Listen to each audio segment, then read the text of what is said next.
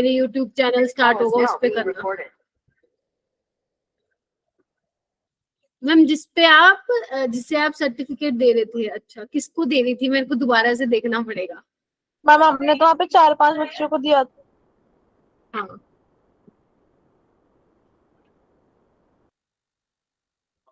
मैं तो बहुत ज्यादा लपेटे में लेती हूँ, ये तो ऑनलाइन है, आपको ये नहीं पता कि मैं बहुत स्ट्रिक्ट टीचर रही हुई हूँ ऑफलाइन में, बहुत जबरदस्त वाली स्ट्रिक्ट। खुशबू मैम को जाना ही ये ज्यादा था कि मैम बहुत स्ट्रिक्ट है, जितना मैं पोलाइट हूँ उतना ज्यादा स्ट्रिक्ट भी हूँ बेटा। तो थोड़ा सा जो बोलते हो ना सोच समझ के बोला करो, जितना इतने आप फालतू की बातों में बोलने में टाइम लगाते हो उतना पढ़ने में ध्यान लगा लोगे तो शायद एमबीबीएस में कोई गवर्नमेंट कॉलेज मिल जाएगा तुम लोगों को। चलिए लास्ट मैंने कहाँ छोड़ा था, रित्रो। चलिए ठीक है, ओके। हाँ मैं मीजो कंपाउंड्स बता रही थी मैं तुम लोगों को, मीजो कंपाउंड्स में एक दो चीजें हैं वो और ऐड कर लीजिए आप लोग। देखिए मैंने ये बोला था जब भी आपको चेक करना है कि आपके कंपाउंड जो है मीजो है या नहीं है, राइट। तो मीजो में दो चीजें आप लोगों को देखनी है। पहली चीज ये देखनी है कि जो भी आप मॉलिक्यूल को स्टडी कर रहे हैं या जिस भी आप कंपाउंड को स्टडी कर रहे हैं उसके पास एटलीस्ट 2 कायरल कार्बन तो होने ही चाहिए, ठीक है। एक मिनट, हाँ 2 कायरल कार्बन तो होना ही चाहिए पहला।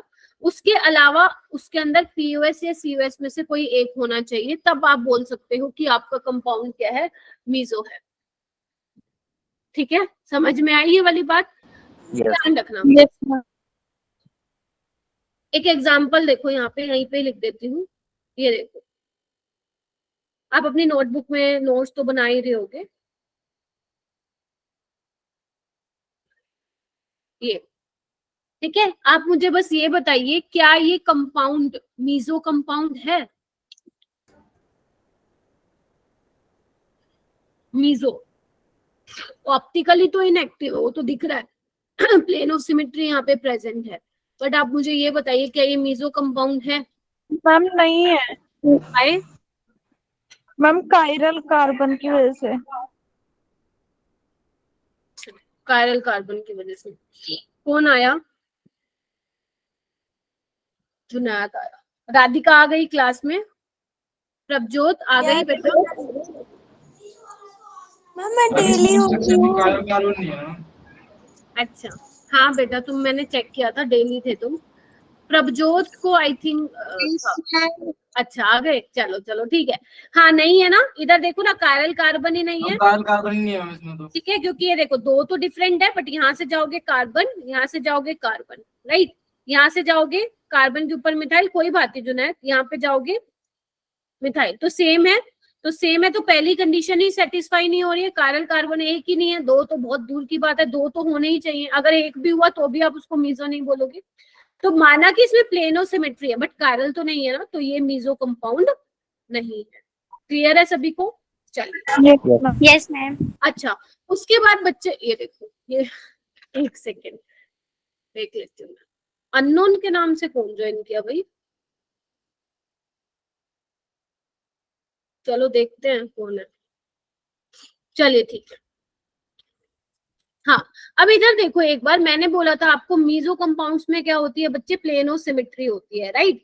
तो प्लेनो सिमेट्री होने की वजह से क्या होते हैं, वो ऑप्टिकली इनएक्टिव होते हैं। यहाँ पे आप लिख लो, आपको नोट्स में भी मॉड्यूल में भी कहीं कहीं पे देखने को मिलेगा, due to internal optically active किस वजह से, ऑप्टिकली इनएक्टिव किस वजह से, due to internal compensation, compensation, या you can also say due to molecular symmetry. कैसे, इधर से देखना बेटा ध्यान से, मैंने आपको बोला था अगर आपका कंपाउंड मीजो है तो यहाँ पे देखो एक कायरल कार्बन पे जो कॉन्फ़िगरेशन आएगी दूसरे वाले कायरल कार्बन पे उसको दूसरी अपोजिट उसकी कॉन्फ़िगरेशन आएगी। अगर एक एस है और दूसरा आर होगा, या एक आर है तो दूसरा एस होगा, ये बता दिया था।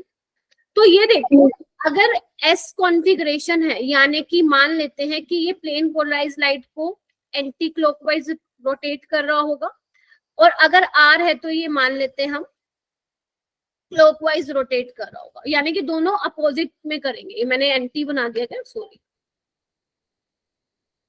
क्लॉकवाइज।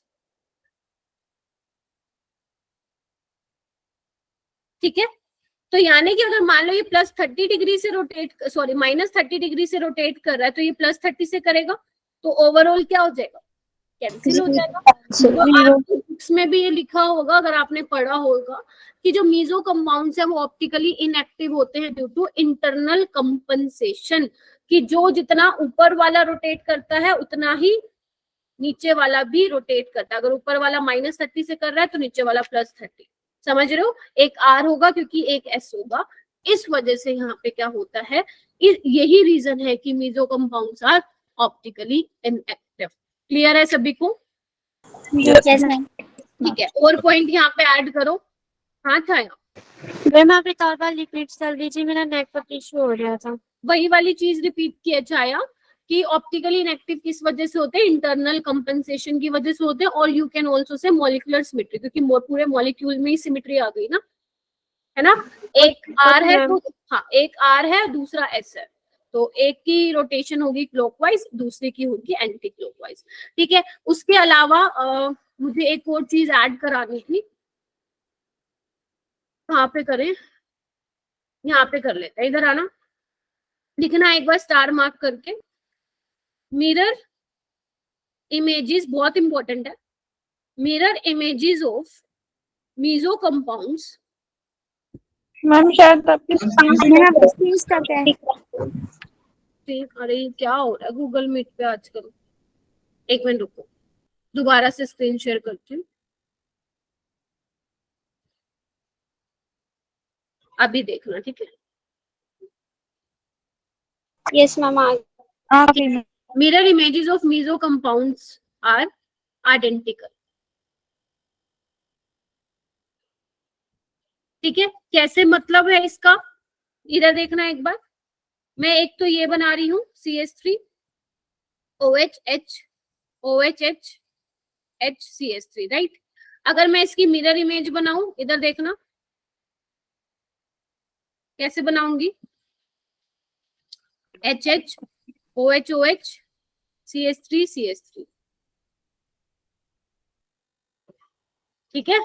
तो अगर मान लो, ये तो मैंने आपको पॉइंट बता दिया, अगर मैंने आपको ये पॉइंट ना बताया होता तो आप मुझे क्या बोलते, इनके बीच में कैसा रिश्ता, आप तो बोलते मुझे एनेंशियोमर है, नहीं बोलते ना, क्यों बोलते, क्यों बोलते, इनेंशियोमर दो मॉलिक्यूल्स का आपस में रिलेशन आप इनेंशियोमर तब बताएंगे जब वो ऑप्टिकली एक्टिव हो। क्या ये ऑप्टिकल एक्टिव था क्या,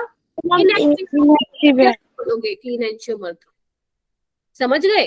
तो ये वाली बात ध्यान रखना, जो मैंने ये वाला पॉइंट लिखा है, mirror images of meso compound are identical. एक काम करो, इसको 180 डिग्री से पलट दो, अभी ऐसा है, ऐसे कर दो इसको, बिल्कुल यही बन जाएगा, यूं का यूं, देख पा रहे हो?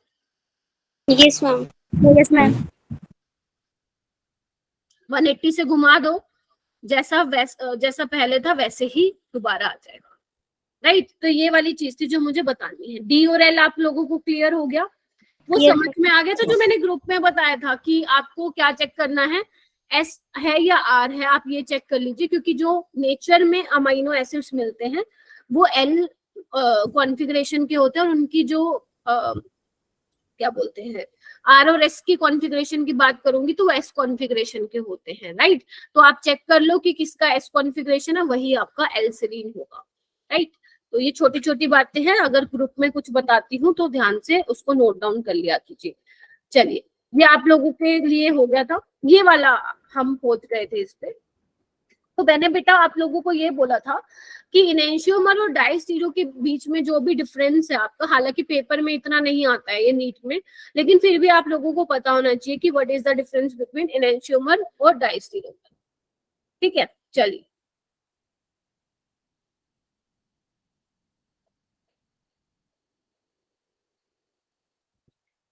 ओके चलिए, तो इनेंशियोमर की फर्स्ट प्रॉपर्टी क्या है, सिर्फ ध्यान रखनी है, फिजिकल प्रॉपर्टीज उनकी सेम होती है। फिजिकल प्रॉपर्टीज का मतलब समझते हो आप, बॉइलिंग पॉइंट, मेल्टिंग पॉइंट क्या होगा उसका, सेम होगा।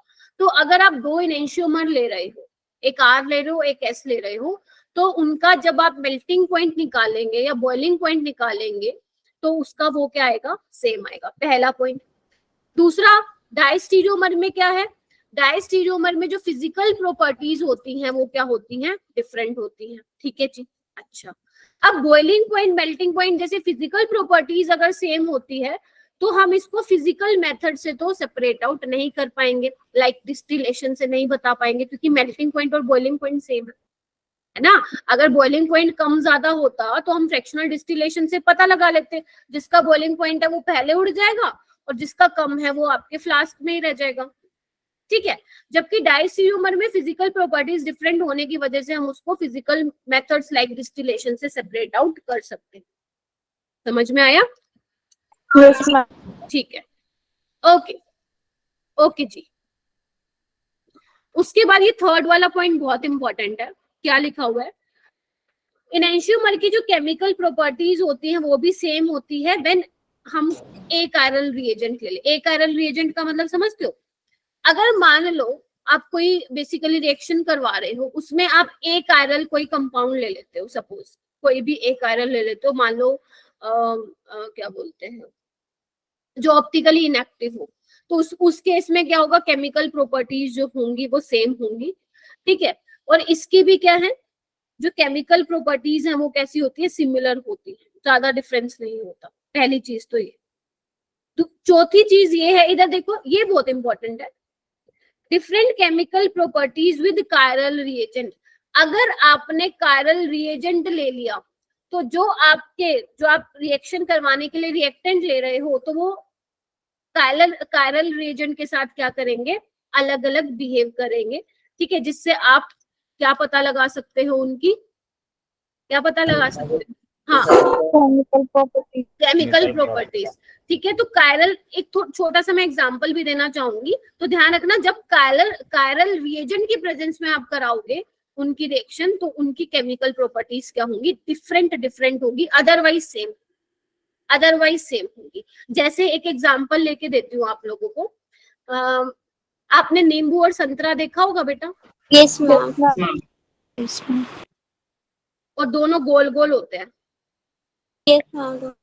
नींबू और यहाँ पे आपका संतरा लिख देती हूँ। अब दोनों को हिंदी में, चलो एक काम करती हूँ, थोड़ा सा लेमन लिख देती हूँ, लेमन और ऑरेंज। अब आपके आंखों पे पट्टी लगी हुई है, आंखों पे पट्टी लगी हुई है, और मैं कह रही हूँ बेटा पहचान के बता मेरे को कि इसमें से कौन सा नींबू है, कौन सा संतरा है, क्या करोगे?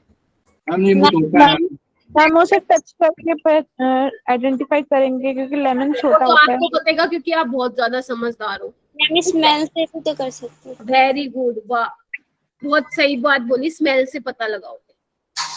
और जो हमारा नोज है, जो आप बेसिकली स्मेल लेते हो, वो किसकी तरह बिहेव करता है, कायरल रिएजेंट। और इसकी हेल्प से आप पता लगा लोगे, कायरल रिएजेंट है, क्योंकि हमारा जो जिससे हम स्मेल ले रहे हैं, नोज, उससे आप पता लगा लोगे कि भैया एक लेमन है, एक ऑरेंज है। क्योंकि अगर मैं बोलूँ तो ये दोनों इनेंशियोमर होते हैं। जब इनका स्ट्रक्चर कभी देखना गूगल पे सर, एक आर होता है, एक एस होता है, मुझे नहीं पता कौन आर एस है, बट एक आर होता है, एक एस होता है, लेकिन एक नींबू होता है, एक संतरा होता है। ठीक है, तो आपका जो नोज है वो भी कायरल मीडियम की तरह बिहेव करता है। मतलब ये एक्स्ट्रा नॉलेज के लिए था, पेपर में कोई नहीं पूछेगा आपसे। ठीक है, मैं बस ये बता रही हूँ कि कायरल रिएजेंट में किस तरह से प्रॉपर्टीज डिफरेंट होती है। ठीक है जी, चलिए ओके, तो ये वाली चीजें हैं। और आपको पता है ये geometrical isomers are also called diastereomers, कोई नई बात है नहीं, तो इसको पढ़ के छोड़ देना एक बार, राइट। अभी हम बात करते हैं बेटा रेसमिक मिक्सचर की। रेसमिक मिक्सचर क्या होता है? तो बच्चे रेसमिक मिक्सचर क्या होता है, टू इनेंशियोमर का इक्विमोलर मिक्सचर होता है। देखो, जैसे मान लो मैंने ये बनाया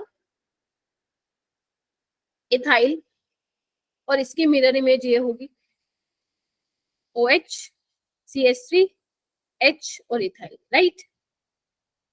इनेंशियोमर है दोनों, इनेंशियोमर है, ठीक है। अरे बोल तो इनेंशियोमर है कि नहीं है? तो अगर मान लो ये सपोज, अगर मान लो आप पोलैरीमीटर की हेल्प से आप एक्सपेरिमेंट कर रहे हैं, तो आप देखते हैं कि एक अगर क्लॉकवाइज घुमाएगा तो दूसरा एंटी क्लॉकवाइज घुमाएगा। हमें नहीं पता किस पे घुमा रहा है, ये तो हमें एक्सपेरिमेंट से पता चलेगा। ठीक है, तो यानी कि आपके रिएक्शन, आप कोई रिएक्शन करा रहे हो, उसमें दोनों की बनने की पॉसिबिलिटी है। ये भी 50% बन रहा है एंड ये भी 50% बन रहा है। 50% इनएंशियोमर, मान लो ये R वाला है और ये 50% S वाला है, राइट। तो इक्विमोलर मिक्सचर है, 50% इसका 50% इसका, तो इसी मिक्सचर को हम क्या बोलते हैं बच्चे, रेसमिक मिक्सचर बोलते हैं। जब आप लोग हेलोएल्केन एंड हेलोएरीन पढ़ेंगे तब मैं जब आपको रिएक्शंस कराऊंगी SN1 की, तो आप वहां देखेंगे वहां पे 2 पॉसिबिलिटी होंगी, ठीक है। वहां पे मैम एक बार रिपीट कर दो। हाँ, मैं वही कर रही हूँ बेटा, क्या बोल रही हूँ मैं, जब मैं आप लोगों को हेलोएल्केन एंड हेलोएरीन्स कराऊंगी तो वहां पे मैं आपको ये बताऊंगी कि जब रिएक्शंस करवाएंगे तो वहां पे 2 पॉसिबिलिटी होगी, R भी बन सकता है, S भी बन सकता है, दोनों की पॉसिबिलिटी 50-50 बनने की है, ठीक है। तो जब इक्विमोलर मिक्सचर बनता है दो इनएंशियोमर का, 50% R 50% S, ठीक है, तो उस पूरे मिक्सचर को क्या बोलते हैं हम, रेसमिक मिक्सचर बोलते हैं। और रेसमिक मिक्सचर क्या होते हैं अपने, ऑप्टिकली इनएक्टिव होते हैं। पूरे मिक्सचर को क्या बोला जाता है कि ये क्या है, ऑप्टिकली इनएक्टिव है। समझ में आया कि नहीं आया? मैम ये ऑप्टिकल इनएक्टिव कैसे हो जाते हैं? ये तुम्हारे एक्टिव होते हैं, एक सेकंड बेटा, रेसमिक मिक्सचर है सपोज, अब तुम्हारे पास मिक्सचर है तो मिक्सचर में दोनों होंगे, R भी होगा S भी होगा, राइट। तो एक घुमा रहा है प्लस की साइड, दूसरा घुमा रहा है माइनस की साइड, तो ओवरऑल रोटेशन क्या होगी, 0 हो गई, तो व्हाट, ऑप्टिकली इनएक्टिव। ओके, समझ गए, ठीक है। वैसे तो इंडिविजुअली R है S है, बट मैंने किसको ऑप्टिकली इनएक्टिव बोला है, रेसमिक मिक्सचर को मैंने ऑप्टिकली इनएक्टिव बोला है। क्लियर हो गया? ये हम डिटेल में और कहाँ पढ़ेंगे, आपका हेलोएल्केन एंड हेलोएरीन में, तब आपको रियल मीनिंग समझ में आएगा कि रेसमिक मिक्सचर है क्या, जब मैं आप लोगों को रिएक्शंस करवाऊंगी, रिएक्शन मैकेनिज्म जिसको बोलते हैं। हाँ, किसी ने हैंड रेज किया था। मैम इसको ऐसे भी तो मैम ये नॉन सुपर इम्पॉसिबल हो रहा है, तो फिर ऑप्टिकली इनएक्टिव ही होगा मैम, ऐसे भी तो कैसे। बेटा नॉन सुपर इम्पोजेबल तो ऑप्टिकली एक्टिव होते हैं, तो नॉन सुपर इम्पोजेबल होते हैं बेटा। ये कहाँ पे दिख रहे हैं, जो सुपर इम्पोजेबल होते हैं वो हम बोलते हैं आइडेंटिकल है, ठीक है। ऑप्टिकली इनएक्टिव, एक सेकेंड, ऑप्टिकली इनएक्टिव के जितने भी मैंने आप लोगों को कंसेप्ट समझाए हैं, जितने भी क्वेश्चंस मैंने कराए हैं, तो आप कैसे देख के पता लगा सकते हो कि कोई चीज ऑप्टिकली इनएक्टिव, आप क्या चेक करते हो उसमें, प्लेन ऑफ सिमेट्री चेक करते हो? इसमें कहीं पे आपको प्लेन ऑफ सिमेट्री दिखाई दे रही है क्या? तो मैंने ये तो बोला नहीं कि इंडिविजुअल कंपाउंड आपका ऑप्टिकली इनएक्टिव है, वो तो एक्टिव है। मैं बोल रही हूँ जो इसका नाम है equimolar mixture of 2 enantiomer is called racemic mixture. Racemic mixture is optically inactive, समझ रहे हो? ये बोल रही हूँ। वैसे भी इनएंशियोमर तुम्हारे ऑप्टिकली एक्टिव होते हैं।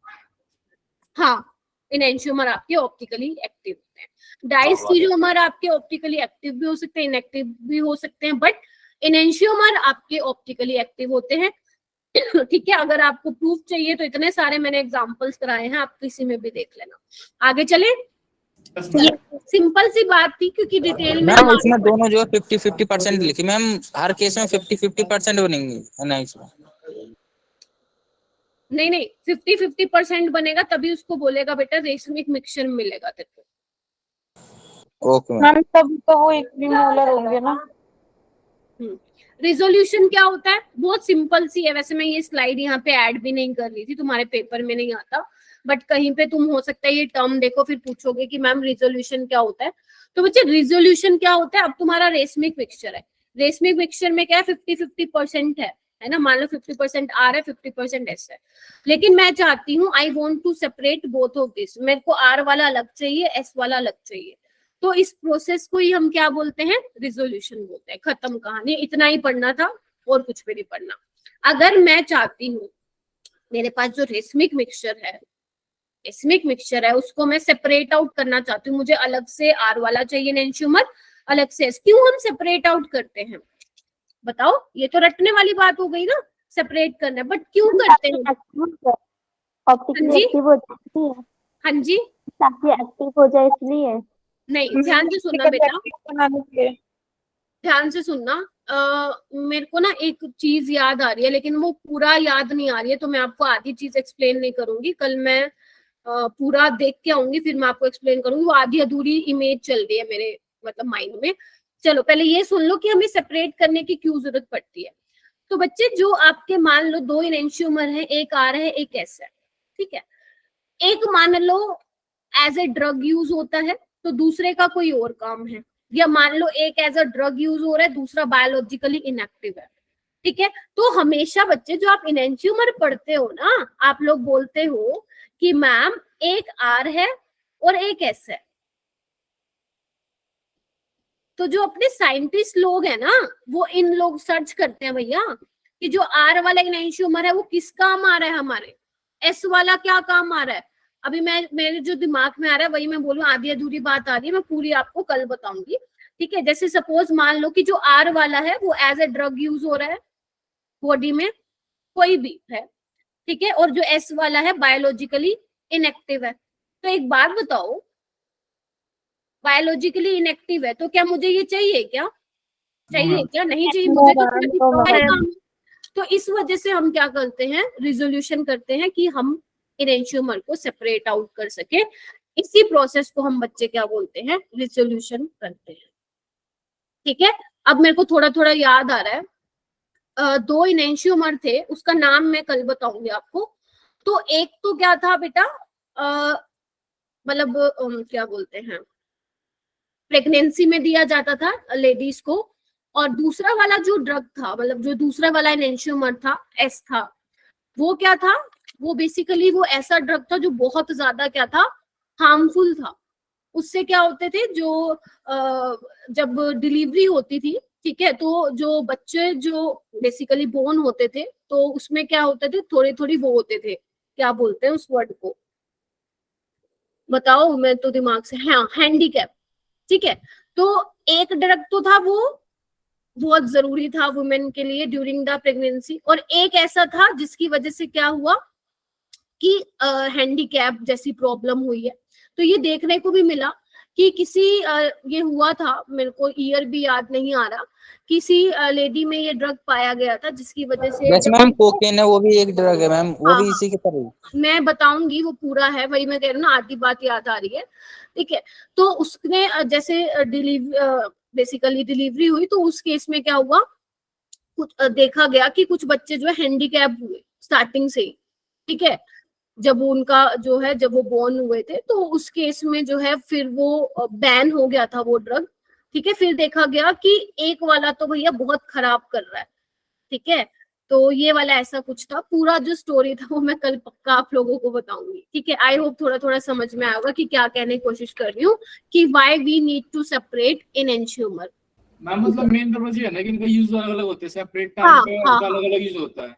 जी हाँ, कभी भी सेम यूज नहीं होता। अगर कोई मान लो एज अ ड्रग यूज हो रहा है जो हमारी बॉडी के लिए जरूरी है, वो हम लेंगे, बट दूसरा वाला अगर इनएक्टिव है तो हम उसको नहीं लेंगे।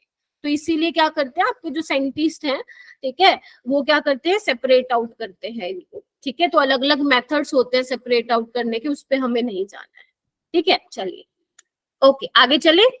Yes ma'am. चलो उसके बाद हम पढ़ते हैं क्यूमिलीन्स। अब क्यूमिलीन्स तो शायद मैंने आप लोगों को पहले भी बता दिया था बेटा, ठीक है, ठीक है। अब मैं आपको क्या बताने वाली हूँ, क्यूमिलीन्स, और जो आपको मैंने स्पाइरो कंपाउंड्स बताए थे। पहले हमने क्या किया था, पहले वाली क्लास में हमने क्या देखा था, ये देखा था कि क्यूमिलीन्स और कौन से स्पाइरो कंपाउंड्स आपको ज्योमेट्रिकल आइसोमेरिज्म एग्जिबिट करते हैं। अब हम देखेंगे कि क्यूमिलीन्स और जो स्पाइरो कंपाउंड्स हैं किस किस केस में ऑप्टिकल आइसोमेरिज्म शो करेंगे, राइट। तो हम देखते हैं। तो बच्चे अगर आपको याद हो, अगर आपके पास odd number of double bond थे, odd number of double bond थे, तो वो प्लेनर होता था, प्लेनर मॉलिक्यूल होता था। प्लेनर मॉलिक्यूल होने की वजह से क्या, उसमें से प्लेन पास हो जाएगा, मतलब वो कैसा रहेगा, ऑप्टिकली इनएक्टिव। तो यानी कि क्यूमिलीन्स में अगर आप चाहते हो कि वो आपका ऑप्टिकली एक्टिव हो, तो ध्यान रखना even number of double bond होना चाहिए, पहली बात, और ए और बी बराबर नहीं होने चाहिए, और एक्स और वाई बराबर नहीं होने चाहिए। फिर से रिपीट करूं क्या, even number of double bond होने चाहिए, क्योंकि अगर even number of double bond होगा तो क्या होगा, प्लेन में नहीं होंगे, 2 प्लेन में होंगे, एक ऐसे होगा और एक ऐसे होगा, मैंने आपको दिखाया था, राइट।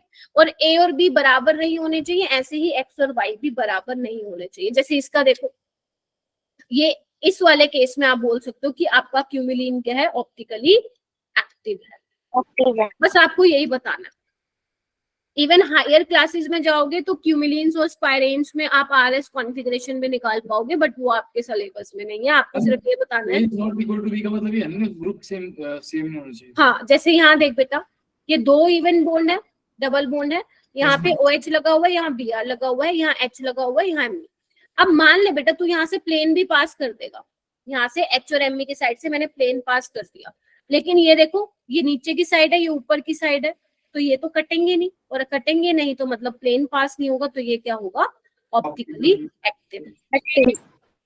ठीक है, इसका क्या सीन है, ये देख बेटा, देखो सारे odd number of double bond है, यानी कि सारे के सारे प्लेन में, प्लेन पास कर दे सारे कटते हुए चले जाएंगे, तो ये क्या होगा, ऑप्टिकली इनएक्टिव। मैम ए और बी सेम होंगे तो आपको दिक्कत हो जाएगी। वैसे भी 3D स्ट्रक्चर बन रहा था, सिमेट्री तो होगी नहीं मैम। इधर देखिए वाला बताती हूँ मैं तेरे को। ठीक है, यहाँ पे इवन बॉन्ड है, डबल बॉन्ड है, ये देखो ये प्लेन में है बेटा, और ये क्या है, एक ऊपर की साइड है, एक नीचे की साइड है, राइट। इधर ऐसे देखो, ठीक है, एक आगे की साइड है, ऊपर कह रही हूँ मैं, सॉरी, एक आगे की साइड है, एक पीछे की साइड है ना, ऐसा करके है। Yes ma'am. ठीक है, तो एक बार बताओ, दूसरी साइड से मैं प्लेन पास कर रही हूँ, मान लो ये दूसरी साइड है, ये मैं प्लेन पास कर रही हूँ, इधर देखो, इधर ऐसे ऐसे ऐसे ऐसे कटता हुआ जाएगा, देखो एक बार गया कट के। अब ऊपर भी एच है, नीचे भी एच है, तो क्या हो गया, प्लेन पास हो गया। दो तो कट गए, ये तो दो प्लेन में कट गए, लेकिन ये प्लेन में नहीं थे, लेकिन ऊपर एच है, नीचे भी एच है, तो क्या हो गया, यहाँ पे पीओएस है और पीओएस है, तो ये क्या होगा, ऑप्टिकली इनएक्टिव। समझ पा रहे हो? Yes ma'am. ठीक है, इसलिए मैंने बोला कि ए और बी डिफरेंट होने चाहिए और एक्स और वाई डिफरेंट होने चाहिए। बेशक ए और एक्स सेम हो जाए चलेगा, बट एक कार्बन पे दो डिफरेंट ग्रुप होने चाहिए। ठीक है जी, ऐसे ही स्पाइरेन्स का केस है बेटा। स्पाइरेन्स में भी आपको ये ध्यान रखना है कि even number of spiro compounds होंगे, वही क्या करेंगे, ऑप्टिकल आइसोमेरिज्म को एग्जिबिट करेंगे, और एक कार्बन पे दो ग्रुप डिफरेंट होने चाहिए। जैसे ये देखो बेटा, इवन नंबर है रिंग, और ये देखो चार डिफरेंट ग्रुप है, तो ये क्या होगा, ऑप्टिकली एक्टिव। हम लास्ट शीट दिखाओगे और लास्ट इसमें देखो ये क्या, तीन है, तो तीन में तो प्लेन में होंगे, प्लेन पास हो जाएगा, ऑप्टिकली इनएक्टिव। ये वाला क्या है, इवन है, लेकिन देखो ना यहाँ तो दो डिफरेंट है, बट यहाँ पे सेम हो जाएगा, ऑप्टिकली इनएक्टिव। मैम यहाँ पे इवन होगा, वो ऑप्टिकली एक्टिव हो गए इसमें भी। हाँ सेम है बिल्कुल, एक दूसरे के भाई है ये लोग। ठीक है, हो जाएगा। कोई मुश्किल लग रहा है तो बताओ मेरे को। No ma'am.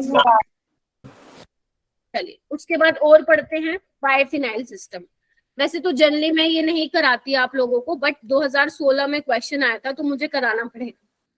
नीट 2016 में क्वेश्चन आया था बाइफिनाइल से, तो मुझे आप लोगों को कराना पड़ेगा। बहुत सिंपल है, बहुत ही ज्यादा सिंपल, ध्यान से देखो बस। मुझे ये बताओ, ये बाइफिनाइल सिस्टम है, एक फिनाइल के साथ एक दूसरी फिनाइल अटैच है, ठीक है। इसको क्या बोलते हैं हम, ऑर्थो पोजीशन बोलते हैं, हाँ या ना। अब आप ध्यान रखना बच्चे, क्या बोल रहे हो, मैम स्क्रीन स्टक है। फिर स्टक हो गई, क्या हो रहा है भाई, एक मिनट रुकना।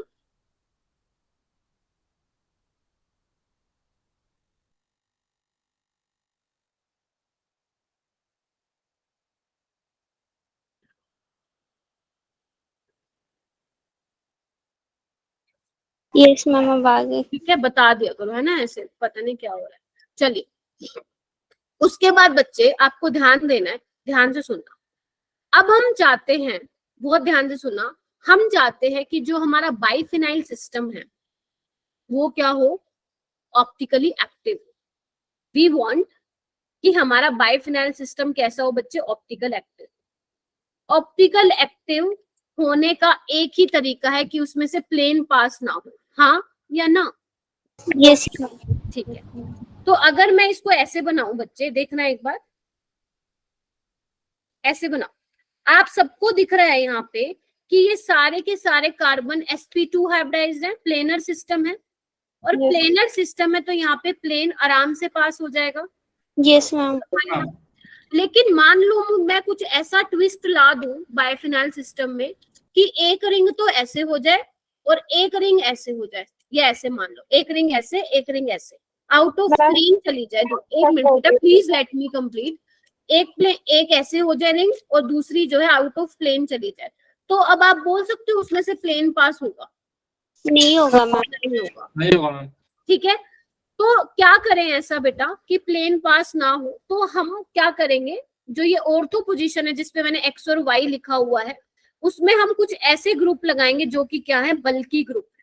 जैसे लिख लो अपनी नोटबुक में पहले, फिर मैं समझाती हूँ। NO2 बड़ा ग्रुप है, बल्कि ग्रुप है। Acetic acid, methyl, sulphonic acid, या आपका ब्रोमीन और आयोडीन जैसे ग्रुप भी हो सकते हैं। ठीक है, हाँ।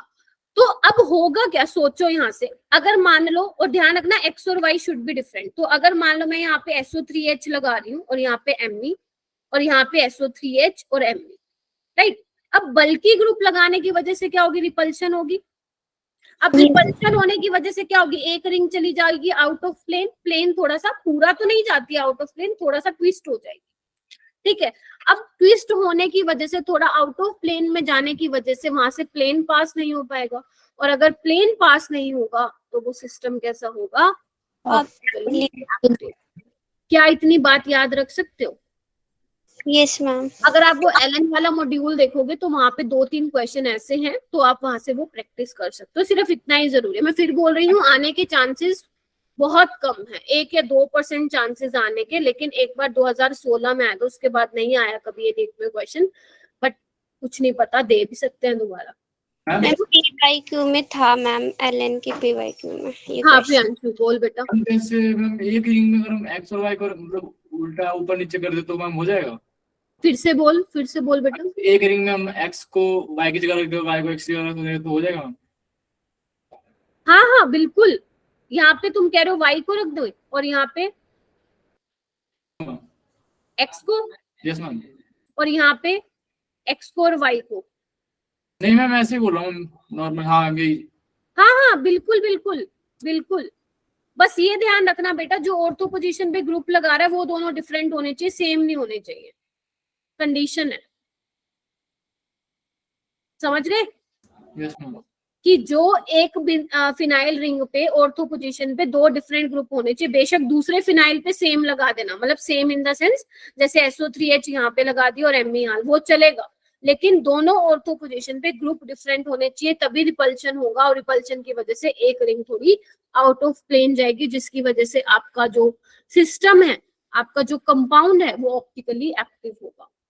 जैसे ये देखो क्वेश्चन है, अब मुझे ये बताओ क्या ये ऑप्टिकली एक्टिव है? Yes ma'am. Yes ma'am. बाकी सारे? Yes ma'am. है ma'am. Nigam, Deepak, Gunjan, Gayatri, Archana, Radhika, please tell me, Lubna, yes ma'am. ठीक है, चलो, तो ये ऑप्टिकली एक्टिव है। कलर चेंज कर देती हूँ। Okay great. And what about second वाला? ऑप्टिकली क्योंकि दोनों डिफरेंट होने चाहिए, सेम हो गया, तो सेम होते ही यहाँ पे फटाक से मैम डिटेल में। हाँ हाँ हम जैसे हमारा ऊपर वाले में अगर हम एक मिथाइल को टाइप और BR लगा तो भी हो जाएगा मैम? हाँ बिल्कुल हो जाएगा, क्योंकि ब्रोमीन भी बल्कि ग्रुप है। हाइड्रोजन मत ले लेना, ड्यूटेरियम मत ले लेना, क्योंकि ये बहुत छोटे छोटे हैं। फ्लोरीन मत ले लेना, ये छोटे छोटे हैं, तो इसमें क्या होगा, एक मिथाइल हटाना है, एक मिथाइल रहेगा तो भी हो जाएगा ना? नहीं नहीं, दो ग्रुप होने चाहिए। मतलब आप कह रहे हो कि एक मिथाइल को रहने देते हैं और दूसरे Yes, ma'am. कुछ नहीं लगाते हो, ऐसे कुछ बोल रहे हो?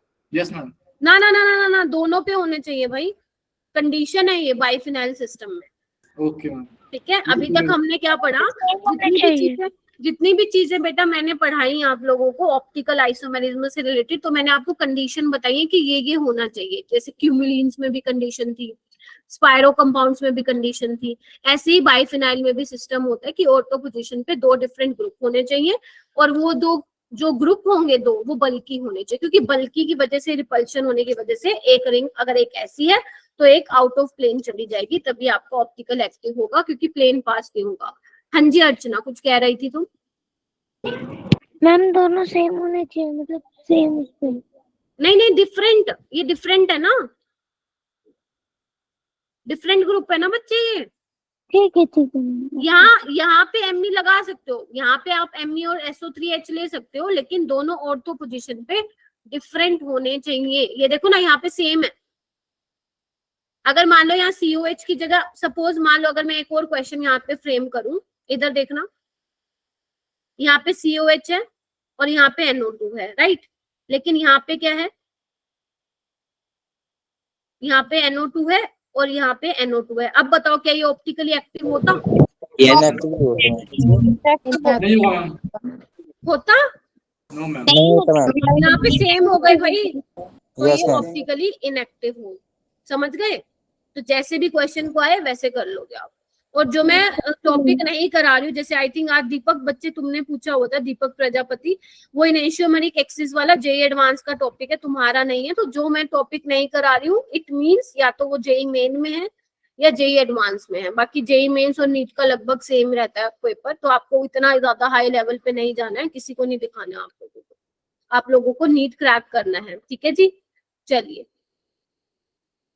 हाँ हाँ, MS चौहान में तो आपको मिलेंगे, उसमें एलन उसमें थे ना, क्या बोलते हैं, जो मैंने मॉड्यूल अवंती वाला शेयर किया था उसमें होंगे वो क्वेश्चन, है ना।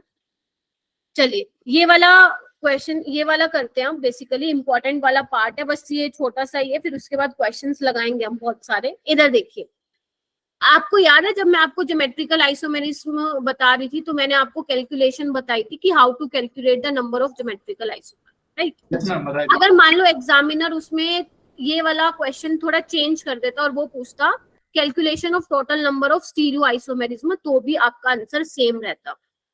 समझ रहे हो? क्योंकि ज्योमेट्रिकल आइसोमेरिज्म क्या है, स्टीरियो आइसोमर्स ही तो है वो, नहीं? यस चलिए, ऐसे ही बच्चे, अगर मैं आपको बोलूं calculation of total number of optical isomer, या मैं आपको बोलूं बच्चे calculation total number of stereo isomer, तो आपका आंसर क्या आने वाला है? होगा मैम। वाला है। ठीक है, तो इसके लिए भी केस हैं, जैसे ज्योमेट्रिकल आइसोमर्स में केस थे वैसे ही इसमें भी केस है। चलिए, तो सबसे पहला केस है जब आपका मॉलिक्यूल अनसिमेट्रिकल होगा, राइट। जैसे आपको ये मिल रहा है, ये तो सिमेट्रिकल है। एक काम करते हैं, इसको यहाँ पे कर देते हैं C2H5, ठीक है, ये कर देते हैं। तो बच्चे, अगर आपका मॉलिक्यूल क्या है, अनसिमेट्रिकल है, तो टोटल ऑप्टिकल आइसोमर्स कितने होंगे? 2 की पावर 2। ये करना पड़ेगा, 2n है ना। 2 की power n, not 2n। Yes ऊपर लिख देती हूँ, आपको ये लर्न करने पड़ेंगे, आपके पास कोई ऑप्शन नहीं है ना। चलिए, 2 की पावर n, n क्या है? नंबर ऑफ कायरल कार्बन, ठीक है। अच्छा जी, अब ऑप्टिकल आइसोमर्स में से ऑप्टिकली एक्टिव कौन से होंगे? 2 की पावर n ही होंगे, ये आप लर्न करो। और ऑप्टिकली एक्टिव एनेंशियोमर्स होंगे, आप ऐसे भी ध्यान रख सकते हो, ठीक है। अच्छा, अब ऑप्टिकल एक्टिव 2 की पावर n है, तो मीजो कंपाउंड्स कितने होंगे? 0। ऑब्वियसली बात है, क्योंकि meso compounds are optically inactive, ठीक है। तो जबकि यहाँ पे क्या होगा? मीजो कंपाउंड 0 होगा। रेसमिक मिक्सचर को कैसे काउंट करते हैं? जितने भी आपके ऑप्टिकली एक्टिव आएंगे उसको आप 2 से डिवाइड कर देना, वो आपका रेसमिक मिक्सचर हो जाएगा। रटना नहीं है, लर्न तो हालांकि करना है, लेकिन एक तरीका है। ऑप्टिकल आइसोमर्स किससे मिलके बने हैं आपके? Optical active plus meso compound से। तो यहाँ पे सारा का सारा ऑप्टिकल एक्टिव 2 की पावर n हो गया, तो मीजो तो 0 ही बचे, राइट। और रेसमिक मिक्सचर कैसे निकालोगे? जितने भी आपके ऑप्टिकल एक्टिव हैं 2 से डिवाइड कर दोगे। Let's practice with question. ये देखिए, इधर यहाँ पे 2 कायरल सेंटर है, बताइए मुझे। यस मैम, n की वैल्यू यहाँ पे क्या है? 2 हो जाएगी। तो यहाँ पे ऑप्टिकल आइसोमर्स कितने होंगे? 4। 2 की पावर 2 यानी कि 4। ऑप्टिकली एक्टिव कितने होंगे? 4 मीजो कंपाउंड्स कितने होंगे? 0 हो जाएंगे, वो इनएक्टिविटीज और रेसमिक मिक्सचर 4/2 यानी 2 हो जाएगा। 2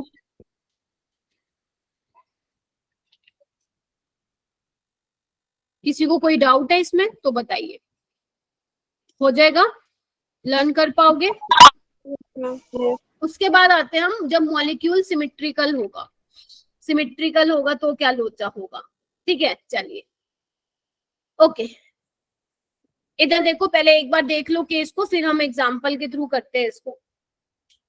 अब दो केसेस बनेंगे, एन इवन एन ओड, है ना। आपके मान लो कायरल कार्बन इवन हो सकते हैं और ओड भी हो सकते हैं, राइट।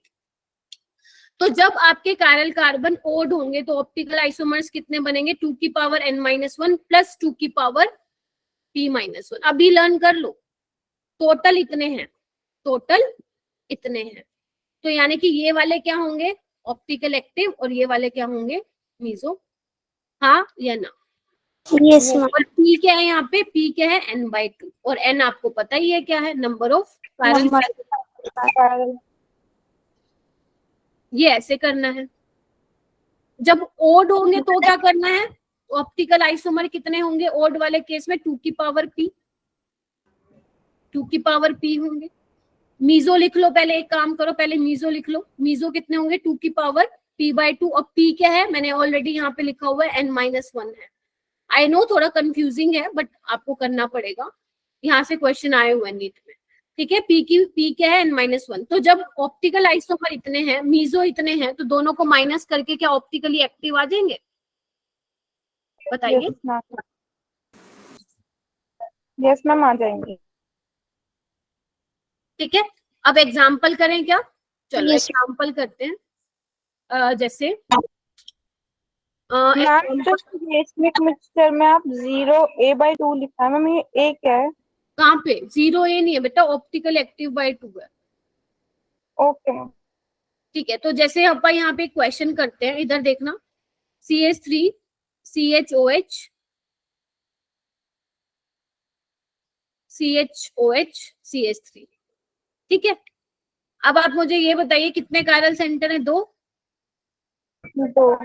और यानी कि N2 क्या है, इवन है, इवन है। तो क्या करेंगे हम, जल्दी बताओ, P निकाल लो, P क्या हो जाएगा, 1 हो जाएगा। ठीक है, तो बताओ मुझे ऑप्टिकली एक्टिव कितने हो जाएंगे, 2 की पावर n-1 यानी कि 2 की पावर 2-1 यानी कि 2। ठीक है, मीजो कितने हो जाएंगे, p-1 यानी कि 2 की पावर 1-1 0, 2 की पावर 0 1। ठीक है, तो ये हो जाएंगे, और टोटल ऑप्टिकल आइसोमर कितने हो जाएंगे, दोनों को ऐड कर दो, 3 आंसर आ जाएगा उसका, राइट। तो ये तो हो गया आपका इस वाले का एग्जाम्पल। अब इस वाले का एग्जाम्पल करें, चलिए मैं एक लेना पड़ेगा मुझे एक्स्ट्रा, ले लेती हूँ मैं, कहाँ गया ये रहा। ठीक है, इधर देखना बेटा ध्यान से, जो मैं लिख रही हूँ, क्वेश्चन है CH3 CHOH CHOH CHOH और CH3। अब मुझे एक बात बताना कि यहाँ पे कितने कायरल सेंटर हैं, मैम 3। मैम 3। 3 है या 2 है, हम 2 हैं, 2। इधर देखो, ये वाला कार्बन देखो HOH, 2 है मैम। और ये भी क्या है ये, लेकिन ये वाला बीच में देखो बेटा, एक H लगा हुआ है, एक OH लगा हुआ है, और ये भी सेम है, और इसके रिस्पेक्ट में ये भी सेम है। Yes ma'am. लेकिन एक ट्विस्ट है, इस पे लगाओ डबल स्टार। ऐसे वाले हम कायरल कार्बन को बोलते हैं सूडो कायरल कार्बन। अभी लिख लो, मैं समझाती हूँ सारा। सूडो कायरल कार्बन मतलब जो कभी कभी हमें कायरल भी दिखेगा, कभी कभी ए कायरल भी दिखेगा। क्योंकि बच्चे अगर आप ध्यान से देख पा रहे हो तो ये मैंने कोई फिशर फॉर्म नहीं बनाई है। कहीं पे आपको दिख रहा है ये फिशर फॉर्म है, नहीं बनाई है। ठीक है, तो मैंने सिर्फ यहाँ पे आपको एक मॉलिक्यूल दे दिया। तो अब क्या हो सकता है, देखते हैं बच्चे कि सूडो कायरल कार्बन क्या होता है, राइट। चलिए देखते हैं हम। ओके, ये देखो इधर, इसको मैं कैसे बना सकती हूँ, इधर देखना, CH3 HOH, मान लो ये मैंने बना दिया HOH, और यहाँ पे HOH और CH3, राइट। एक मैंने बना दिया CH3 HOH OHH HOH CH3। या एक काम करते हैं, इसको ऐसे ही रखते हैं। आपको मैं समझा रही हूँ कि क्या मतलब है सूडो कायरल से। यहाँ पे ये ले लो, ठीक है जी, समझ रहे हो? एक बात देखो, एक बात देखो, अगर तुम इसकी कॉन्फ़िगरेशन निकालोगे और इसकी जब तुम कॉन्फ़िगरेशन निकालोगे, ठीक है, निकाल के देखना कि इस वाले की क्या कॉन्फ़िगरेशन आएगी, इसकी क्या कॉन्फ़िगरेशन आएगी, इसकी क्या आएगी और इसकी क्या आएगी। मुझे निकाल के बता सकते हो क्या? थोड़ा देखो बच्चे, शॉर्टकट में समझाती हूँ। सूडो कायरल कार्बन क्या होता है, ध्यान से देखना। अगर मान लो ये ऊपर वाला सपोज R कॉन्फ़िगरेशन का होता और नीचे वाला भी सपोज R का होता, तब तो ये बीच वाला कायरल होता ही ना, क्योंकि हम प्रायोरिटी किसको देते, दे ही ना पाते, है ना। अगर मान लो ऊपर वाला R होता, नीचे वाला S होता, तो हम कहते कि R को ज्यादा प्रायोरिटी मिलती है S से, तो हम बोल सकते थे कि ये वाला कार्बन क्या है, कायरल है। तो ये कभी कभी कायरल दिखता भी है, कभी कभी कायरल नहीं भी दिखता। अब मैम कैसे ध्यान रखेंगे इसको, पहले आप डेफिनेशन लिखेंगे। एक carbon which has two different groups, ध्यान से सुन लो, एक कार्बन जिसके पास दो डिफरेंट ग्रुप हैं, लेकिन जो बाकी के दो ग्रुप्स हैं वो सेम है, इसके जैसे दिख रहा है, इसके जैसे, ठीक है, तो इसको हम क्या बोलते हैं, सूडो कायरल कार्बन बोलते हैं। आगे देखो क्या लिखा हुआ है, बट एग्जिबिट GI और हैविंग कायरल कार्बन। क्या बोला है उन्होंने, एक carbon which has two different group, ठीक है, और जो बाकी के दो ग्रुप हैं वो सेम है। लेकिन अगर मान लो जो दो ग्रुप सेम हैं और वो ज्योमेट्रिकल आइसोमेरिज्म एग्जिबिट कर रहे हैं या कोई कायरल कार्बन है, तो उस केस में हम उसको क्या बोलते हैं, सूडो कायरल कार्बन बोलते हैं। चलो एग्जांपल के थ्रू समझते हैं। क्या ये वाला कार्बन कायरल है? कब ये कार्बन कायरल होगा, दिमाग लगाओ थोड़ा। दो ग्रुप डिफरेंट है, ठीक है, और यहाँ पे देखो ये भी सेम है, ये भी सेम है, ठीक है। अगर मान लो ये वाला Z होता सपोज और ये वाला Z होता, तो ये कार्बन कायरल नहीं होता, हाँ या ना? Yes, ma'am. हम प्रायोरिटी नहीं डिसाइड कर पाते। वहाँ पे हाँ। CH2 नहीं आएगा, हाँ, कहाँ पे? CH अच्छा डबल बॉन्ड है। हाँ, ठीक है। अच्छा, अगर मान लो ये E आता और ये E आता, तब भी ये कार्बन कायरल ना होता, क्योंकि हम प्रायोरिटी किसको देते, क्योंकि दो डिफरेंट तो ग्रुप हैं बट ये दोनों सेम है। लेकिन अगर मान लो ये Z आता और ये E आता, या ये E आता ये Z आता, तब हम बोल सकते थे कि ये वाला कायरल, ये कार्बन क्या कायरल है। यानी कि तभी इसका नाम क्या रखा गया बच्चे, सूडो कायरल कार्बन। मतलब ये हमें कायरल कार्बन दिख भी रहा है कभी कभी और नहीं भी दिख रहा। समझ गए? समझ गए बच्चे? लेकिन जब हम क्वेश्चन सोल्व करेंगे इसके जैसा, तो हम इसको क्या करेंगे, एज अ कायरल कार्बन ही लेके चलेंगे। तो यहाँ पे N की वैल्यू क्या आएगी बच्चे, ठीक है। जैसे इसमें देखो, इसमें देखो बच्चे, दो ग्रुप सेम है लेकिन ये अलग अलग हैं। अब हम मान लेते हैं कि एक बार इसकी R कॉन्फ़िगरेशन आ रही है, इसकी R, इसकी S और इसकी S, तब तो ये कार्बन कायरल नहीं होगा, क्योंकि हम प्रायोरिटी नहीं बता पाएंगे। लेकिन अगर मान लो ये S हो गया और ये R हो गया, या ये R हो गया ये S हो गया, फिर हम बोल सकते हैं कायरल कार्बन है। तो ऐसे वाले कार्बन को हम क्या बोलते हैं, सूडो कायरल कार्बन है, कि जो दिख भी रहा है कायरल है और जो दिख भी रहा है कायरल नहीं है। लेकिन जब हम स्टीरियो आइसोमर निकालेंगे, तब हम सूडो कायरल कार्बन को N की वैल्यू में इंपॉर्टेंस देंगे, वहां पे हम N की वैल्यू में इसको इंक्लूड करेंगे। क्लियर है सभी को? Yes ma'am. ठीक है, चलिए, this is your pseudo chiral carbon. हालांकि आपके सिलेबस में इतना नहीं पढ़ाया जाता, बट हो सकता है कोई बच्चा मेरे से पूछता मैम ये तो कायरल है ही नहीं, तो आप कैसे उसको बोल रहे हो कायरल, तो इसको हम सूडो कायरल बोलते हैं। ठीक है, तो ये आपके लिए समरी टेबल है, सो दैट आपको थोड़ा हेल्प मिल जाए। ये मैंने समरी टेबल बना दी है, आप प्लीज इसको एक बार गो थ्रू करो और मुझे कंफर्म करो कि समझ में आ रही है। ठीक है, कंपाउंड हैविंग डिसिमिलर एंड्स, मतलब कंपाउंड हैविंग मतलब बेसिकली कंपाउंड आपका अनसिमेट्रिकल है, तो ऑप्टिकल एक्टिव 2 की पावर n, मीजो क्या होंगे 0, दोनों को ऐड कर दो स्टीरियो आइसोमर आ जाएंगे, या यू कैन ऑल्सो से ऑप्टिकल आइसोमर, राइट। अगर मान लो कंपाउंड आपका सिमेट्रिकल है लेकिन इवन कायरल सेंटर है, तो आप क्या करोगे 2 की पावर n माइनस 1, और यहाँ पे मीजो में क्या होगा 2 की पावर n बाई 2 माइनस 1, या यहाँ पे p माइनस 1 कर दो क्योंकि मैंने आपको वही सिखाया है, ठीक है। Yes ma'am. और दोनों को ऐड कर दोगे तो क्या आ जाएंगे, स्टीरियो आइसोमर आ जाएंगे। यहाँ पे भी मैं लिख देती हूँ p ताकि कंफ्यूज ना हो, ठीक है। p क्या है n बाई 2, ठीक है। अगर मान लो ओड कायरल सेंटर है और सिमेट्रिकल सिस्टम है तो 2 की पावर n माइनस 1, ठीक है, और 2 की पावर n माइनस 1 बाई 2, या आप इसको ऐसे लिख दो 2 की पावर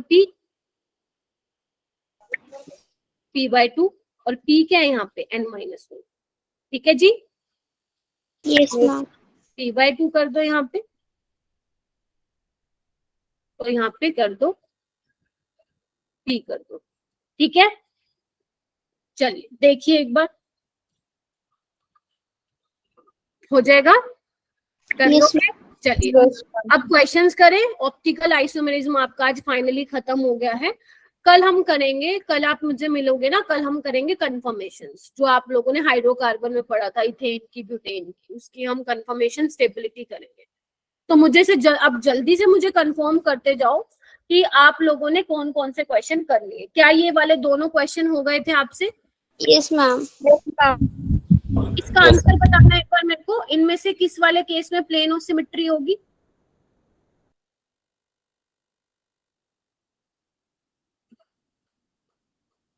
मैम ए में यहाँ पे ना यहाँ पे डैश कर लो बेटा, ये गलत था, बुक में प्रिंट गलत था, ऐसे ऐसे कर लो। अब बताओ मैम सी में, सी में, ठीक है, सी में क्या थी आपकी, प्लेन ऑफ सिमेट्री थी, ठीक है जी। वो गलत प्रिंट था बुक में, बट आपका जो पीडीएफ था उसमें, बट जो आपका पीडीएफ था उसमें एकदम करेक्ट था वो, ठीक है। हाँ दीपक बोल बेटा। मैम अगर तो डैश रहता तो उसमें भी होता मैम। ना तब ना होती बेटा, तब वहां से प्लेन पास ना होता, क्योंकि एक ऊपर है एक नीचे की साइड है। मैम एक बार फिर से दिखाना क्वेश्चन। ये लो मैम अगर उसमें हाँ ए वाले में सिर्फ एक ही डैश होता और बाकी सारे डैश नहीं होते तो? बेटा अभी वही तो बताया, एक पे डैश है और बाकी सारे वेज पे है, क्योंकि जहां से मैंने स्निपिंग ली है उसमें गलत प्रिंट था, बट आपकी जो मैंने पीडीएफ शेयर किया उसमें ये डैश पे था, ठीक है। मैम मैं बोल रहा था अगर सारे वेज पे होते तब हाँ तो तब तो प्लेन पास हाँ तब तो बेटा उसमें होता, प्लेन पास हो जाता, ठीक है, ओके मैम। हो जाएगा। मैम इसको करेक्शन कर लेना।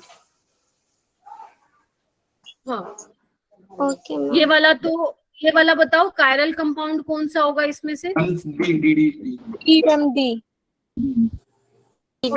ये डी मैम।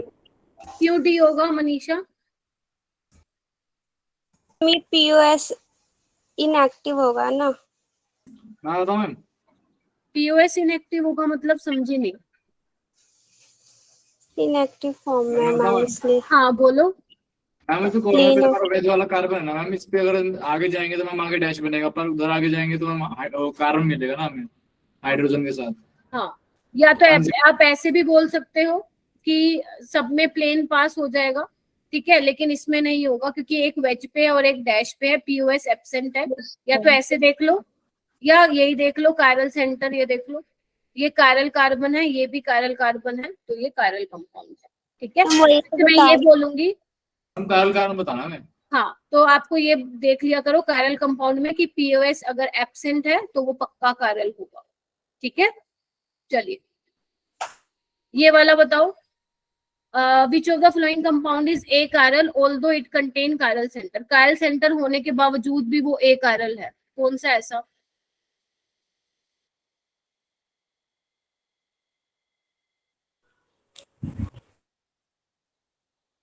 सी ऑप्शन है मैम सी है, कायरल सेंटर होना चाहिए, कायरल सेंटर है बट फिर भी ए कायरल है due to plane of symmetry. ठीक है। नेक्स्ट बताओ, which of the following compound is achiral? Achiral, POS check कर लो। सी होगा इसका। इसके ऑप्शन में कुछ गड़बड़ है क्या? सी है क्या? इसको ना डैश पे बना लो, ये ऐसा लग रहा होगा तुम लोगों को वेज पे बना हुआ है। Yes Yes, ma'am, ma'am. वरना पास अब हो बताओ। और मैम मैम डी में मैम डी तो कायरल है, कायरल है। मैम सी है ना? सी सी होगा मैम। सी होगा, ये देखो ऐसा है। मैम 2 ऑक्सीजन है वहाँ पे। तो ये 2 ऑक्सीजन है ना, ये देखो ना यहाँ पे ही होगा। ठीक है, नहीं मैम नीचे भी 2 ऑक्सीजन नहीं नहीं नहीं नहीं नहीं नहीं, एक सेकेंड एक सेकेंड एक सेकेंड एक सेकेंड एक सेकेंड। इसमें प्लेन कार्टेन सिमेट्री तो बन जाएगी। इसमें प्लेन पास कैसे करवाओगे आप लोग? मैम 2 ओ है तो कैसे जाएगा मैम? मैम 2 मिस प्रिंटिंग है क्या मैम वो नीचे वो वेज के पास? अच्छा ये तो हटाओ, ये मिस प्रिंट हुआ हुआ है। तो मैम अगर हम डायगोनली काटेंगे तो हम कट जाएगा प्लेन। हाँ, डायगोनली कैसे काटेगा बेटा? ये देखो ना, सेंटर ऑफ सिमेट्री भी अगर तुम लगाओगे, एक मिनट रुकना, मेरे को इसका आंसर, एक मिनट रुको। मैम बी लग रहा है मुझे। बी लग रहा है मेरे को, क्योंकि यहाँ पे देखो सेंटर ऑफ सिमेट्री है, इधर देखना एक बार। Yes ma'am. Yes, ma'am. यहाँ पे प्लेन पास नहीं होगा भाई, यहाँ पे होगा पीओएस, यहाँ पे प्रेजेंट है, ए कायरल है ये, सी नहीं होगा इसका आंसर। और इसमें तो वैसे ही कोई सवाल पैदा नहीं होता ए और डी में, समझे? क्योंकि पता है क्यों? क्योंकि ना अभी ना मैंने आपको वो नहीं पढ़ाया है कि जो 6 मेंबर्ड रिंग है वो इस फॉर्म में एग्जिस्ट करती है। ठीक है, जब मैं आपको ये पढ़ा दूंगी ना, अभी मुझे पता है आप लोगों के दिमाग में ये चल रहा है कि इसमें ऐसे करके प्लेन आ जाएगा, लेकिन जब थोड़ा सा 6 मेंबर रिंग आ जाती है ना, उसमें थोड़ा सा कॉन्शियस हो जाया करो, वहां पे थोड़ा सा सोचने की जरूरत पड़ती है। मैं आपको बताऊंगी कि 6 मेंबर रिंग साइक्लोहेक्सेन की फॉर्म में एग्जिस्ट करती है, बट इसका आंसर बी होगा, क्योंकि यहाँ पे सेंटर ऑफ सिमेट्री दिख रही है, यहाँ पे मत लगा देना, ये भी कायरल ही है। मैम मैंने इसलिए दोनों किया था ना सॉल्व, तो ओ की वजह से कंफ्यूज हो गई थी। वो तो बेटा ओ तो मिसप्रिंट हुआ हुआ है। Okay ma'am. ठीक है, ये वाले कर लोगे, मैं नहीं करवा रही हूँ, ये प्लीज कर लेना। ओके 139 आपको बताना है कि वो वाला कंपाउंड बताना है जिसमें प्लेन ऑफ सिमेट्री भी है और सेंटर ऑफ सिमेट्री भी है। मैम सारे सेम ही नहीं है मैम। ना ना हम ना, सारे सेम same नहीं, ही हाँ है। डैश तो डैश पे हैं 2। सेम नहीं है बेटा। मैम वो जो लाइट है ना वो डैश पे है मैम। मैम इसलिए हाँ आपको जी। दिख नहीं रहा। वो डैश ये पे है देखो मैम। मैं बताती हूँ, ए वाला सारे वेज पे है डार्क में, और बी वाले में ये वाला फ्लोरीन वेज पे है, सॉरी डैश पे है, ये वाला फ्लोरीन, और सी में ये डैश पे है, ये वाला डैश पे और ये वाला डैश पे। तो इसका आंसर बताओ मुझे क्या होगा? ये होगा। ये होगा मैम, ये होगा। मैम यही होगा। हाय भगवान, ए में सेंटर ऑफ सिमेट्री कहाँ से आ गई?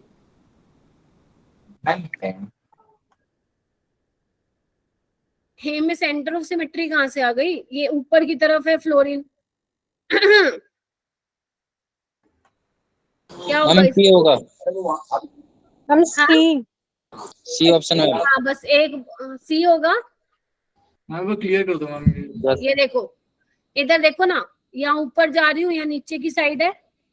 ठीक है, ये ऊपर नीचे ऊपर नीचे,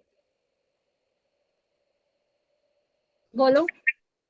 यस एक मैम। आपको बोला है जिसमें दोनों होनी चाहिए, आपका प्लेन ऑफ सिमेट्री भी होना चाहिए और आपका क्या होना चाहिए, सेंटर ऑफ सिमेट्री भी होना चाहिए, दोनों होनी चाहिए उसमें। तो इसका आंसर ए तो हो ही नहीं सकता, बी तो बिल्कुल ही नहीं होएगा, और आंसर क्या होगा इसका? सी होगा। अगर एक ही पूछता इसमें सेंटर ऑफ सिमेट्री तो ए हो जाता ना। ए में सेंटर ऑफ सिमेट्री है क्या? मैम है मैम शायद से। दोनों ऊपर की तरफ लगे हुए हैं, इस तरह से लगे हुए हैं ना। मैम अब नहीं हुआ वो दिया, मुझे लगा मैम नीचे ही लगे हुए है ना, समझ रहे हो? Yes ma'am. यस मैम समझ आ गया। ओके 140 करो एक बार क्वेश्चन।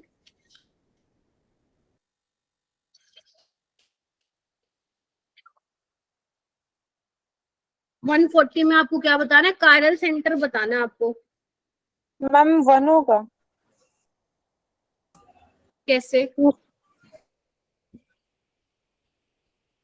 मैम जो ये बीच में सीट मैम 3 होंगे। ये वाला। 3 होंगे मैम, 3 होंगे मैम। 3 है मैम। इधर देखो, एक तो ये वाला होगा कायरल सेंटर, यस एक मैम। ये वाला होगा, है ना, मैम से नीचे वाला। और एक ये वाला एक यहाँ नीचे पे, वाला होगा मैम। क्योंकि यहाँ जाऊंगी तो कार्बन, फिर यहाँ जाऊंगी कार्बन, यहाँ पे कार्बन, फिर यहाँ कार्बन, बट कार्बन के साथ मिथाइल है, तो टोटल 3 होगा। 1 कैसे होगा भाई? मैम 3 बोला था हमने। हाँ हाँ, अरे जिसने एक बोला था ये। मैंने बोला था।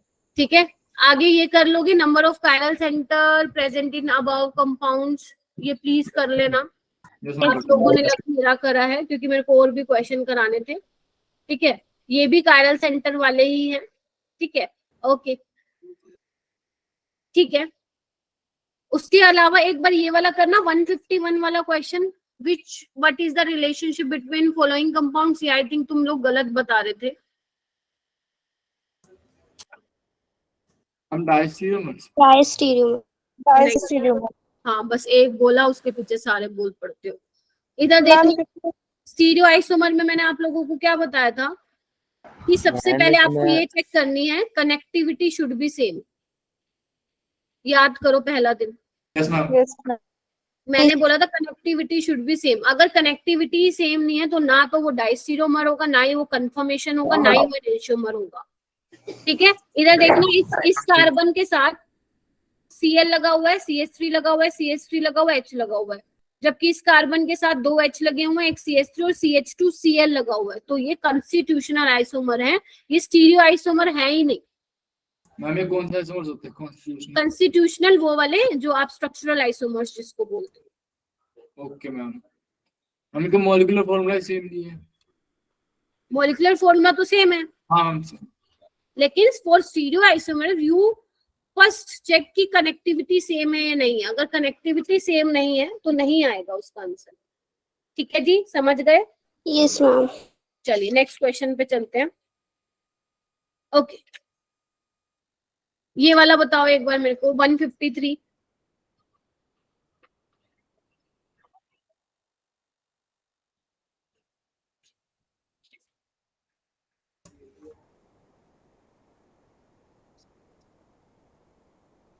मैम ये कॉन्स्टिट्यूशनल आइसोमर्स होंगे। Ma'am Constitution- diastereomer. कंफर्मेशन। ये होगा ना हाँ, मैम, डायस्टीरियोमर्स। कॉन्स्टिट्यूशनल होंगे। कनेक्टिविटी सेम है क्या? No ma'am. इस कार्बन पे H और Br लगा, इस पे H और Br, इस पे HH Br। मैम ए है, मैम बी है ना इसका कॉन्स्टिट्यूशनल आइसोमर। कनेक्टिविटी सेम नहीं है बेटा इसमें तो। वही मैम, देखते हुए गया है ही नहीं। पढ़ लो पढ़ लो पढ़ लो, नहीं पढ़ के आते हो, सिर्फ ऐसे आ जाते हो। ये वाला कर लोगे, स्ट्रक्चर बना के देखना और चेक कर लेना कि कौन सा कायरल नहीं होगा। Okay ma'am. कर लोगे ना? Okay, स्ट्रक्चर तो आते हैं ना जो सिंपल Yes, सिंपल ma'am. वाले हैं, है ना? मैम। ओके, इसका आंसर डी आएगा, वैसे चेक कर लेना। 1,4 डाइब्रोमोब्यूटेन हम ये है। ठीक मार दो भाई, मैम बाद में क्लियर कर लेंगे। हाँ चलो कर लेना कर लेना, ठीक है, कहीं कहूँ मैं आंसर बता दिया। चलिए, ये वाला देखो, कायरल बताना आप लोगों को। 155। मैम ये ऑप्शन होगा इसका। मैम ये ऑप्शन होगा। तुम खुद का दिमाग नहीं चला रहे हो क्या बच्चे? एक बोल रहा है उसके पीछे पीछे बोल रहे हो। ए कैसे होगा? ए कायरल है क्या? ए कायरल है क्या? ये तो ऑप्टिकली इनएक्टिव है ना, वो वहाँ प्लेन हाँ, से पास हो तो जाएगा। सारे एक के पीछे बोलने लग जाते हो। ये तो यही है पीओएस प्रेजेंट है यहाँ पे। यहाँ पे देखना एक बार, यहाँ पे देखो, यहाँ पे भी पीओएस प्रेजेंट है। बी। यहाँ पे देखना एक बार, बी। इधर देखना, यहाँ पे पीओएस एब्सेंट है तो यहाँ पे भी। दोनों इसके होंगे फिर आंसर। दोनों में पीओएस प्रेजेंट नहीं है तो कैसे बोल सकते हो आप लोग ए आंसर बोल रहे हो? कायरल पूछा है भाई। तो 157 वाला करो।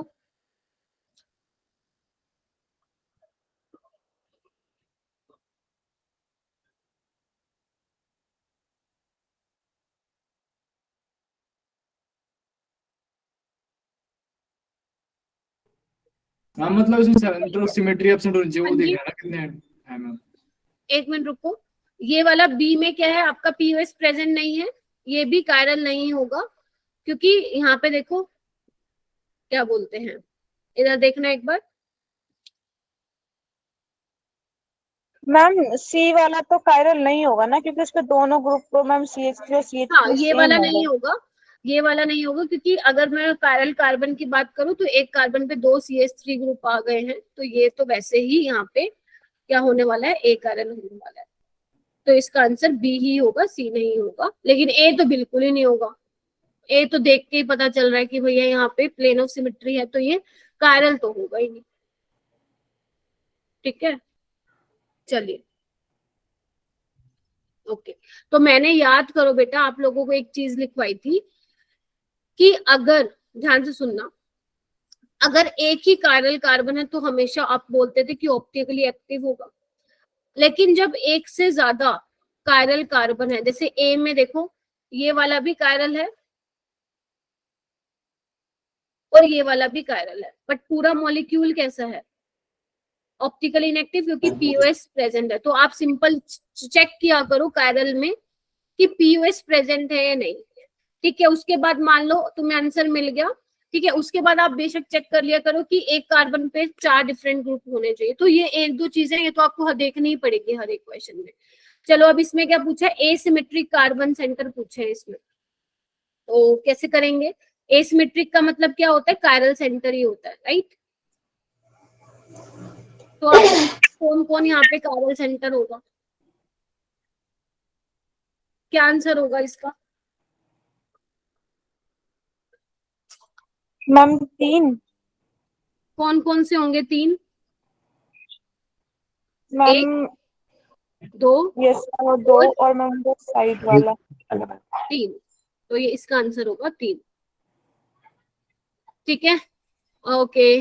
यहाँ पे आपको एस कॉन्फ़िगरेशन निकालनी है, आप बहुत अच्छे से निकाल लोगे। इसमें रिलेशनशिप बताना है। मैम क्या बोल रहे हो, मैंने 156 का दिया है। अच्छा ठीक है, ठीक है, मैं 157 का पूछती थी। ठीक है, अब देखो इसमें अगर आपको नहीं दिख रहा कि मिरर इमेज है, तो आप क्या करेंगे, सिर्फ चेक करेंगे कि अगर मान लो एक आर आता है दूसरा एस आता है तो इनेंशियोमर होंगे वो, अगर दोनों सेम आते हैं तो आइडेंटिकल होंगे, राइट। चलिए 158 भी कर लेंगे, आप चेक कर लेना इसका क्या आएगी कॉन्फ़िगरेशन, मेरे ख्याल से इनेंशियोमर इसका आंसर।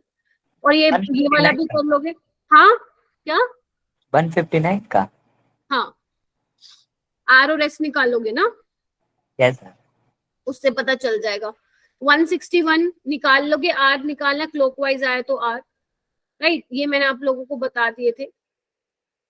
कायरल कार्बन बताने हैं, ये मैम भी ये वाला बता दो, 176 वाला। ओके, कायरल कार्बन बताने हैं आपको, बताओ बताओ, एक तो यही हो गया। मैम एक ये वाला भी तो हो जाएगा मैम, वो वाला हो जाएगा मैम। यस मैम, ये वाला भी है और इसका ये भी है, बताओ। मैम मुझे जो नीचे डबल बॉन्ड लगा है यहाँ पे समझ नहीं आ रहा। ये नहीं होगा ना मैम, बेटा ये तो sp2 है ना, ये कैसे हो जाएगा। sp3 वाला होगा ना। sp3 होता है कायरल कार्बन की कंडीशन। Okay. ठीक है, तो इसका आंसर क्या हो जाएगा, 3 हो जाएगा। फिर से देख लो कौन कौन सा होगा, चेक कर लो ना, 2, एक ये, 2, 3। ठीक है, नाइट्रोजन का नहीं पूछा, यहाँ पे स्टीरियो कायरल कार्बन की बात हो रही है, तो कार्बन को देखना है सिर्फ तुम्हें। ठीक है, ये भी हो जाएगा। आपको बताना है कायरल मैम डी, कौन सा, D ma'am, D both, D है ए एंड बी। ये कायरल है। बस मैम। अच्छा, कायरल सेंटर है क्या यहाँ पे, मैम ये वाला देख लो कार्बन। सी वाले पे तो है ही नहीं मैम। इधर देखना, इधर आओ, यहाँ 2 अलग है, यहाँ गई तो वही सेम, और यहाँ पे गई। ठीक है, ठीक है, आंसर ठीक बोला, आई एम सो सॉरी, ये वाला होगा कायरल है ये, और ये भी कायरल है, ये वाला नहीं है। आंसर आएगा बोथ ए एंड बी। ठीक है, Yes. ओके, ठीक है। एक सेकेंड, ये CH3 कहाँ बनाया हुआ है इन्होंने, एक मिनट रुकना। CH3 और ये पूरा ग्रुप लगा हुआ है, इसको मैं ऐसे लिख रही हूँ। तो ये कहाँ है, ये तो कायरल है ही नहीं, तुम लोग देखते नहीं हो ढंग से। ये देखना, ये अलग ग्रुप है, ये अलग ग्रुप है, बट यहाँ पे गई कार्बन, यहाँ पे गई कार्बन, यहाँ पे गई कार्बन, यहाँ पे गई कार्बन, तो ये तो कायरल है ही नहीं भाई, ये कैसे हो गया, नहीं है ये तो कायरल कार्बन। सिर्फ एक ये है और एक ये है, तो आंसर 3 कैसे आए, 2 आए। समझे भाई, तुम्हें भी तो देखनी पड़ेंगी ना चीजें, कैसे हो जाएगा वो वाला कायरल, मेरे को बताया नहीं किसी ने। मेरे को लगा ये CH3 पता नहीं कहाँ लगा हुआ है, CH3 ये लगा हुआ है, ये वाला यहाँ पे। समझे, ये कायरल नहीं है ऊपर वाला, 2 ग्रुप डिफरेंट है बट बाकी सेम है पूरा। समझे मैम वो वहां से चेक के मैम दोबारा CH3 से जुड़ रहा है। CH3 से मैम वो तो एक ग्रुप पूरा ये ग्रुप से जुड़ रखा है, तो सेम ही हो जाएगा ना, तो फिर। हाँ तो फिर आप लोग बताते क्यों नहीं हो मेरे को, तो अब मैंने बता दिया तो आपको पता ही चल गया। 177 हो जाएगा क्या, आंसर क्या आएगा, बोथ A एंड B आएगा, ठीक है, दोनों के दोनों ही क्या है, कायरल है, ठीक है। चलिए, इसमें आपको बताना है कि प्लेनो सिमेट्री किसमें नहीं है, बहुत ही तुच्चा क्वेश्चन है।